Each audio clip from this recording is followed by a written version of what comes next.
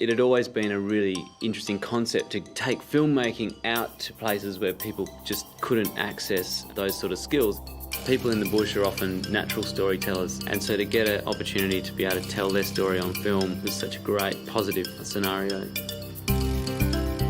It started from very small beginnings. It grew in terms of how many communities were impacted.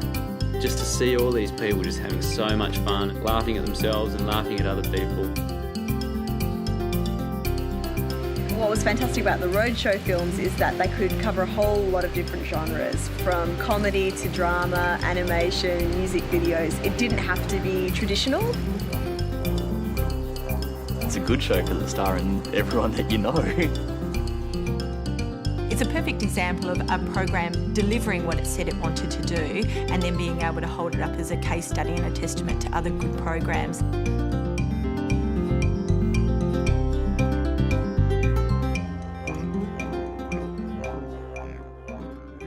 Often people in the bush, you know, they're storytellers anyway, and so getting a camera, you know, they just love it. As workshop facilitators, we would try to let the community take the lead into what kind of films they wanted to make. You know, we'd get everybody together and we'd say, now we need some really good ideas. And often they'd be inspired by what other films they had seen or what films that were in the public realm at the time. I am Batman! A lot of the times with Indigenous and remote communities, the films that come out of there are quite serious. But what was fantastic about the roadshow films is it could be just anything that they wanted to see. I think he's dead.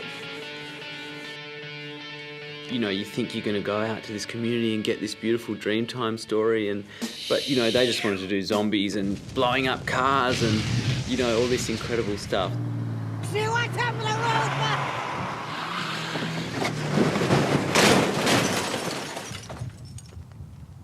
So after we got the ideas, the three of us filmmakers would sit together that night and we would generally discuss which ideas we think we could work with.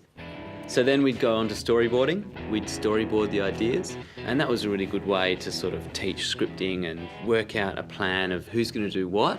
We sat down and we were talking about what movies we should make and things like brainstorming and different groups doing different movies. One thing that was really important to the roadshow was getting the participants on hands-on straight away. It was straight in with the equipment. The participants in the group would do everything, so you'd really just oversee. Wow, where are these boys? I bet you they must be at the basketball court shooting hoops.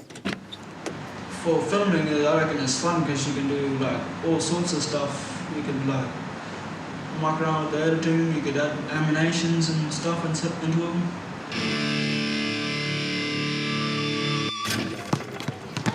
Yeah, it looks pretty champ when you do all that. Hey, you might want to come fishing? Yeah, let's go. It is a common thing for most grown people to go out fishing or swimming. Just done a bit of story on that. A bunch of kids going, setting up their day just to go fishing. And then the third day of the project, we'd try and shoot the whole film. Sometimes we'd be halfway through the workshop and our main character would leave town to go, you know, to school or to do something, an errand or whatever. So we had to kind of make things fairly fluid and flexible on the ground. I think the hardest thing for me, especially with Indigenous young people, was the whole shame thing. You know, they just didn't want to get up on camera. And it was really hard to break down those barriers.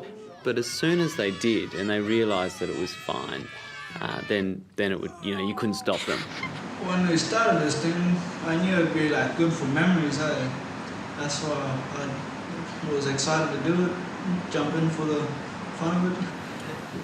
Woodside's social investment program is very focused on making a difference in communities, and for us it's really important to make a difference to the regional communities in which we live and to really recognise the value and the contribution of Indigenous communities and culture and celebrate those. So it has been a wonderful blend between our broader social investment objectives and very clear objectives for our Indigenous Affairs program.